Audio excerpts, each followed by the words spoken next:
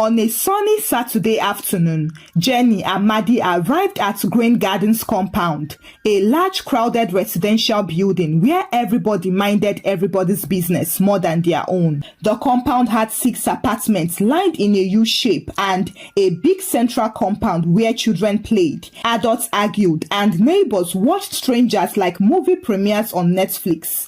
That afternoon, when Jenny dragged her suitcases through the rusty gates with her daughter, Hope, and her son, Daniel, walking beside her, the entire compound adjusted their necks to watch as though national news had arrived. Jenny struggled with a heavy traveling box that kept falling sideways because one wheel was faulty, and Hope held a medium-sized box, while Daniel carried a backpack that was almost bigger than his body. As they moved, the neighbors sitting outside paused mid-conversation and followed them with sharp, curious eyes. The sun was merciless. It was beating everybody like generator heat, and sweat gathered on Jenny's forehead. Yet, she maintained a gentle smile and thanked her children for helping. On the first floor balcony, Mrs. Wanda Aladekomo, the self-appointed minister of gossip and unofficial landlord spokesperson, leaned forward with both arms resting on the railing while whispering loudly enough for half the compound to hear. Ha! Another single mother has come again. This economy is already squeezing all of us, and now we will share space with more wahala. Beside her stood Chichi Odiete and Tonya Bamidele, who nodded like programmed robots and pretended to whisper quietly, even though they were louder than a market megaphone. They began analyzing Jenny's life based on nothing, saying things like, "Look at her, she looks too gentle. Her husband must have run away because she's weak. You can tell from her body language." Tonya said, "These single mothers always come with stories. They should just tell us the truth that they cannot keep a home." Meanwhile, Jenny continued unpacking her belongings without responding or even looking in their direction, because she had already promised herself never to explain her pain to people who celebrated misery, and she believed strongly that silence could be louder than arguments when dignity was involved. Daniel tried to lift an extra bag but stumbled and nearly fell. Thankfully, Jenny rushed to catch him and held him close. She assured them that everything would soon be okay because God had a plan even when life looked like an unfinished puzzle. Hope looked around shyly, and when she saw the other children staring at them, she held Jenny's hand tighter and asked, "Mommy, do you think they'll like us here?" Jenny bent slightly and replied, "People do not have to like you before God lifts you. Just be kind and patient, then everything will work together for good." The neighbors continued staring like judges on a talent show. When Jenny finished carrying the last box inside, they immediately started another gossip round like professional radio presenters without salary. Mrs. Wanda clapped her hands dramatically and announced like breaking news, "I can smell suffering. I know that look. That is the face of someone who came here to manage life." And everyone nodded as if they had seen her financial statements. These people didn't even wait for Jenny to settle before peddling rumors, because that same evening, while Jenny arranged her new living room, laughter erupted outside as the neighbors discussed her like a trending social media topic. One woman said she heard that Jenny was jobless and living on charity. Another person claimed someone saw her once begging at a church. Another person added that single mothers always pretend to be strong but end up depending on men. That was how the entire group agreed confidently on facts that none of them actually knew. Well, Jenny ignored them and focused on settling in. She registered her children in a nearby school, and every morning she would wake up early before sunrise, prepare their lunch and get them ready for school. When she walked them out through the compound gates, she greeted everyone politely, even when they intentionally ignored her greeting. After that, she returned home, opened her laptop and worked non-stop, typing like a woman who was building her entire future with her fingers and brain.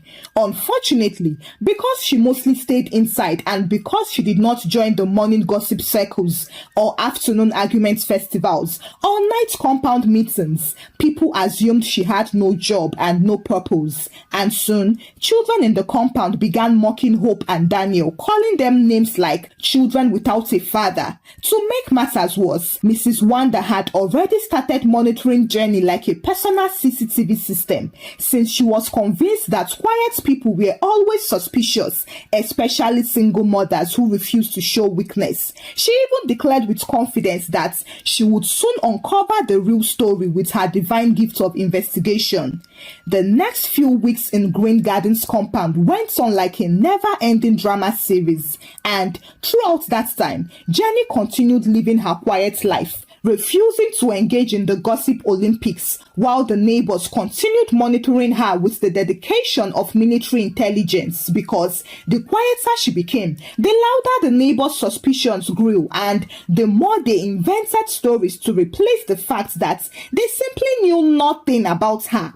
One bright Saturday afternoon, Uncle Patrick Aluko, the landlord, walked in wearing his usual oversized red shirt and brown slippers that looked older than democracy. He cleared his throat loudly, tapping the side of his head like microphone testing, and announced to everyone who cared to listen that rent was going up. He stood in the middle of the compound, puffing his chest like a presidential candidate, and declared, "Attention everyone, please gather. I have an important notice to give." Neighbors rushed out as if he was sharing free food. Some dragged plastic chairs, some leaned on railings, some blocked the entrance like security guards, and children gathered behind to record the scene on phones, because drama in that compound was better than cinema. When everyone had settled, Uncle Patrick continued in his most authoritative voice.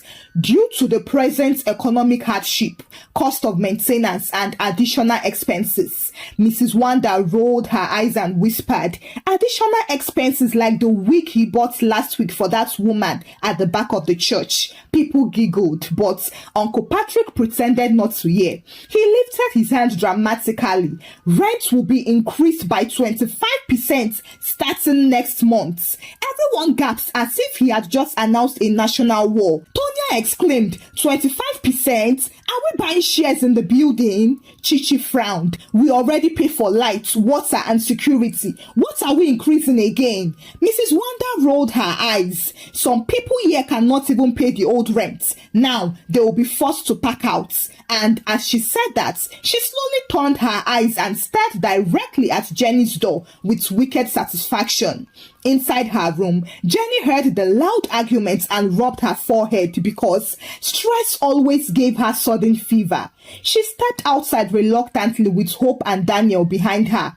But the moment she appeared, silence fell as if someone pressed mute remote button. Uncle Patrick folded his arms and said loudly, making sure Jenny heard, "Some tenants need to decide quickly if they can afford living here or not. This compound is not a charity center."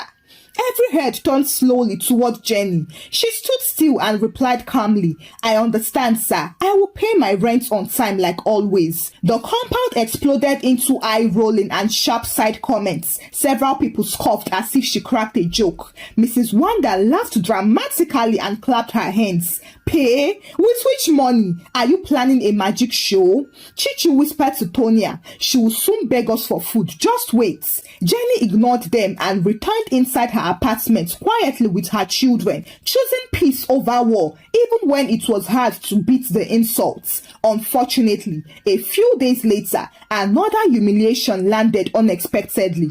Daniel came home with a bruised forehead and dusty uniform.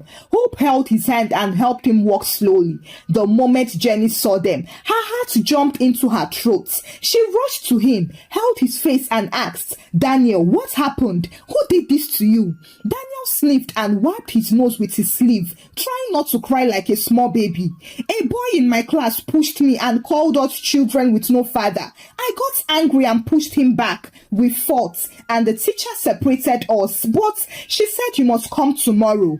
Hope added with anger burning in her voice. Mommy, I told them that having a father does not determine greatness, and the boy said we will always be nothing because we do not have a man in the house. Jenny felt hot tears sting her eyes because her children were carrying weights heavier than their age. She pulled them both into her arms and held them tightly as if she could protect their hearts with her own body. Listen to me, she said. You are not defined by people's foolish words. You are strong. You are brilliant, and one day the world will clap for you. Do not let bitterness enter your hearts. Daniel looked up weakly. But why do they hate us? Jenny replied, people fear what they do not understand, and sometimes they bully others to feel important, but we will not fight with them. We will win them with success. That evening, another emergency compound meeting was called. Jenny had planned to stay inside and avoid war, but one of the neighbors knocked dramatically on her door like a police on mission and announced, "Landlord says everybody must attend, no exception." Jenny sighed and walked out slowly. She sat quietly at the edge while Wanda, Chichi, Tonya and the rest sat in the front row like an angry committee. Uncle Patrick cleared his throat again. This meeting is about cooperation and respect. Some tenants here think that they are above community participation. They do not join cleaning. They do not join meetings. They want to mind only their own business. He looked at Jenny intentionally. Mrs. Wanda jumped up instantly as if she was waiting for cue. Exactly. We have been living together peacefully until some people came here forming executive privacy. She does not talk to anyone. She acts as if she's better than all of us, and her children behave like they were trained in a palace. People murmured. Tonya added, she does not even attend compound prayers. Chichi nodded, yes so, and she ignores greetings sometimes. Jenny took a deep breath and stood up to speak. I am sorry if my silence offends anyone. I work from home and I handle many deadlines, so I stay inside often. I am not trying to disrespect anyone. I am simply trying to build a better life for my children. But before she could finish, Mrs. Wanda raised her hand dramatically. Quiet! We don't want long explanations. This is not a motivational speech. If you want to stay in this compound, you must respect the rules. Uncle Patrick nodded like a judge. Yes, you must attend all meetings. If you cannot, you may consider finding another place to live. Jenny stood there frozen and humiliated, but she refused to let tears win. She nodded and said, thank you for your feedback. It is noted. Then she walked away. Behind her, the other tenants laughed while Wanda smirked like a champion. After the compound meeting, Jenny continued to greet everyone politely and carry on with her routine. But the neighbors were never satisfied. They were so focused on her like a scientific experiment, hoping to catch something worth gossiping about. Then, one Thursday evening, Jenny prepared for an important virtual meeting with a major investment partner. She set her laptop on the dining table, arranged her documents neatly, checked her internet connection twice, and practiced her proposal under her breath. Hope and Daniel sat quietly on the couch, reading their books because they understood how important silence was whenever their mother had business calls. Unfortunately, exactly 2 minutes before the meeting began, NEPA struck. The lights disappeared and the entire compound groaned loudly like a wounded animal. Daniel whispered sadly, NEPA never has good timing. Jenny closed her eyes briefly and exhaled slowly, reminding herself to stay calm. She lit a candle, opened her laptop again and used her backup battery. She joined the meeting just in time. On the screen, Mr. Raymond Obieze appeared. He smiled warmly and said, good evening, Jenny. Thank you for joining. Let us finalize the restructuring plan. Jenny smiled back. Good evening, sir. I am ready whenever you are. While she spoke with confidence in a way the compound people would never imagine. She discussed market projections, long-term expansion plans, profit margins, and digital brand growth strategies. Her tone was calm, her words were precise, and she sounded like a woman carved from intelligence and dignity. However, outside her door, trouble stood literally. Mrs. Wanda, who had pretended to come and borrow salt, walked slowly towards Jenny's apartment, holding an empty container she did not actually need. She knocked twice, but Jenny was fully focused and did not hear. Wanda leaned her ear against the door to listen, and what she heard almost made her freeze in place. Jenny's voice was serious from inside.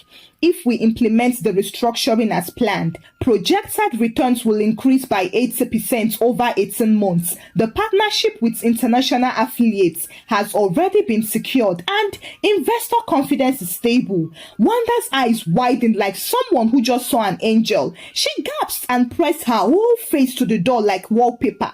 Raymond's voice came from the laptop. Excellent analysis, Jenny. You have exceeded our expectations. Once final approval is signed, we'll begin acquisition of the residential property next month. Wanda covered her mouth in shock. She ran down the staircase faster than she had moved in years and ran across the compound. Chichi shouted from her balcony, "Wanda, why are you running like an ambulance?" Wanda raised her hand dramatically. "Gather everybody, emergency. I have discovered something unbelievable." People rushed out as if fire alarm had gone off, dragging chairs and buckets and even stools. Children left their games. Someone abandoned a pot of rice on the cooker. In a matter of seconds, the compound turned into a village square.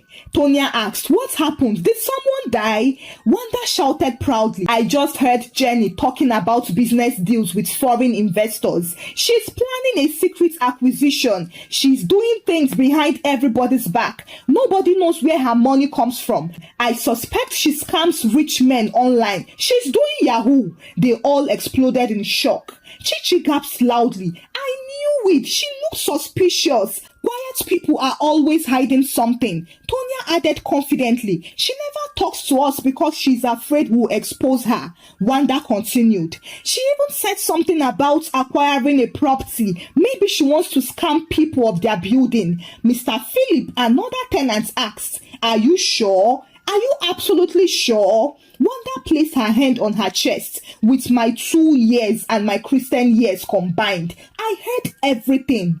Now, as if fate wanted to make matters worse, the lights returned immediately and Jenny's voice echoed through the open window. "Thank you, Mr. Obieze. I will send the updated proposal for the acquisition of Rose Gardens shortly." Although she said Rose Gardens, people heard Green Gardens because that was what they wanted to hear.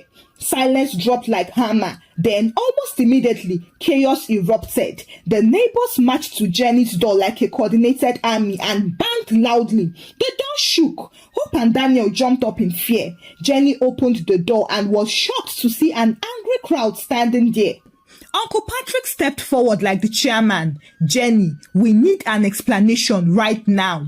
Jenny blinked in confusion. "Explanation for what?" Wanda shouted. "We know what you do here. You deceive us with your calm face. You work with scammers secretly. You are planning something behind all our backs. People like you cannot be trusted." Chichi folded her arms aggressively. "Are you not ashamed to be living among us with such suspicious behavior?" Tonya shook her head sharply. "We do not want criminals here." Hope grabbed her mother's hands trembling, while Daniel hid behind her leg, confused and scared. Jenny swallowed painfully and spoke. "I am not a criminal. I am not hiding anything. I work hard, that is all." But the neighbors refused to let her speak. Uncle Patrick raised his voice. "Since you do not participate in compound matters, and since nobody knows what you really do, we believe keeping you here is risky. You have 2 weeks to leave this compound." Hope gasped and burst into tears. "What did we do wrong, Mommy?" Jenny knelt down and hugged her children tightly. She closed her eyes and fought the tears burning behind her eyelids. Without arguing or defending herself, she calmly said, "It is well," and she stood up. walked past everyone and closed her door, leaving the crowd frozen with confusion because they expected her to scream or fight or insult them back. But instead, she chose silence, and that silence was like a punch to their face. Inside, she held her children tightly and prayed in her heart for strength. Hope wept, and Daniel asked, "Mommy, why do they hate us so much?" Jenny stroked his hair and replied, "Because they do not know who we are yet." And that was the night heaven began rearranging tables. The next morning was quieter than normal. People pretended to sweep corridors so they could monitor Jenny's door, waiting for her to pack her belongings. But instead, something unexpected happened. Around 10:30 a.m., while they were discussing Jenny's disgrace like news broadcasters, the heavy compound gates opened slowly and 3 black SUVs drove in smoothly. The cars were clean, tinted, expensive, and unmistakably important. Chichi exclaimed, "Is this armed robbery?" Tonya whispered, "Maybe police came to arrest Jenny." Wanda held her chest dramatically. "I said it! I told you she's in danger." The car doors opened and several well-dressed executives stepped out holding files. Among them was Mr. Raymond Obieze wearing a navy suit. People stared as if they had never seen wealth near them before. He looked around calmly and asked, "Excuse me, please, which apartment belongs to Miss Jenny Amadi?" The compound fell into complete silence. Wanda's knees began to shake. Uncle Patrick swallowed hard. Jenny opened her door slowly and stepped out holding her children's hands. She looked surprised to see them. Raymond smiled. "Jenny, good morning. I am sorry to arrive without notice, but the board has officially approved your proposal. We came to finalize the acquisition of this property immediately." Uncle Patrick choked.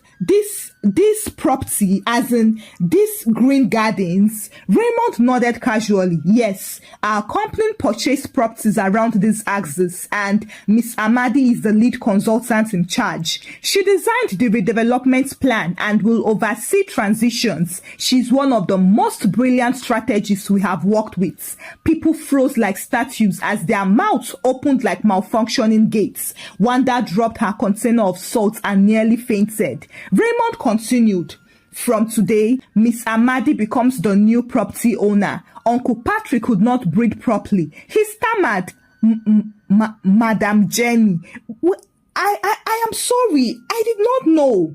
Jenny raised her head fully and looked around. "I know you did not know, and that is the problem with judging people too quickly." Silence hung everyone like a curtain. Jenny continued, "Well, I will not evict anyone. I understand hardship. I know what pain feels like, but respect is necessary. Gossip destroys more than bullets. From today, let us learn to treat each other with dignity." Wendy fell to her knees, crying unnecessarily loud. "Forgive us, Jenny. I was blinded by foolishness. Please have mercy." Children stared in awe. Hope smiled, and Daniel exclaimed proudly, "That is my mom." Raymond shook Jenny's hands. "Congratulations once again. The future is bright." And that was the moment the compound realized that they had bullied a queen.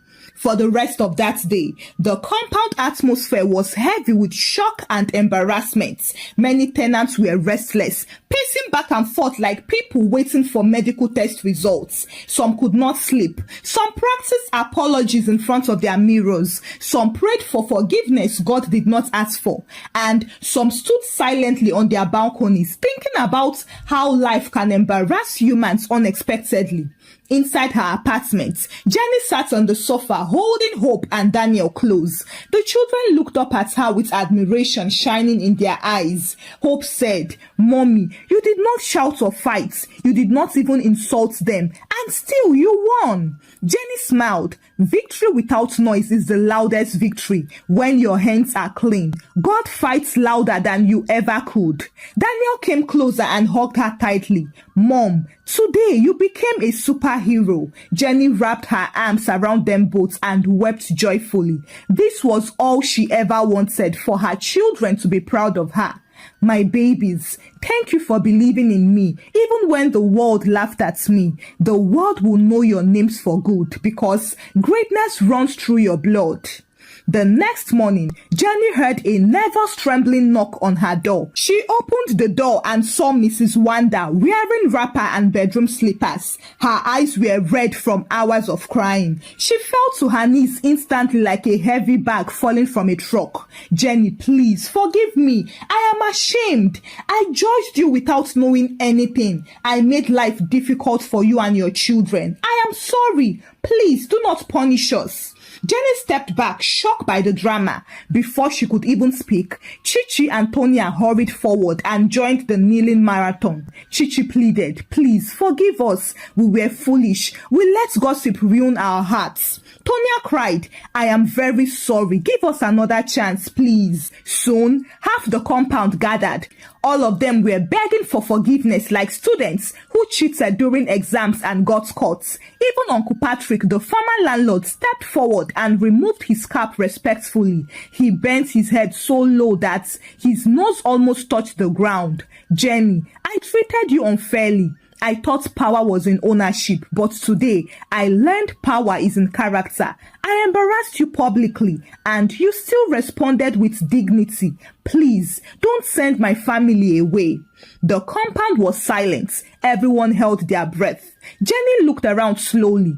I forgive you, truly. Hatred cannot live where forgiveness grows, but forgiveness is not the same as closeness. Respect is built over time. You will not be punished, but let's today teach you something. Never judge a person by their silence. The compound exhaled in relief. Wanda burst into dramatic tears again. Thank you, Jenny. I will never gossip again. I will close my mouth forever. Hope whispered to Daniel, she will open it again tomorrow. Let's just wait. Daniel giggled sharply. 2 weeks later, construction began in the area. Workers repaired broken walls, painted the buildings, changed rusty doors, and replaced the dusty compound sand with beautiful tiles. New security gates were installed, flowers were planted along pathways, and children finally played in peace. Jenny was everywhere, directing workers, reviewing blueprints, answering calls with confidence, and still cooking dinner with her children laughing beside her. Every time she walked through the compound, people now greeted her with respect, deep enough to bend the spine. Even children stopped bullying Hope and Daniel. They now followed them around with admiration. Some of them even asked, can you help me with my homework? Or can I sit with you during lunch? Hope and Daniel spoke kindly to them because they had learned from their mother that kindness looks better even when power is available. Hi besties. Thank you for watching the story. This story is dedicated to one of our besties, Jenny, whose birthday is today. On this day, I am sending you a truck full of hugs and virtual flowers. I want you to know that you are a hero and your children see your efforts. They are proud of you. Keep being strong for them because soon you'll see that your sacrifices were worth it. Besties, please, let's send our birthday wishes to her. If you enjoyed the story, kindly give the story a thumbs up and share the story out with your loved ones. Subscribe to this channel if you've not done so by now. Until I bring another story your way. Bye!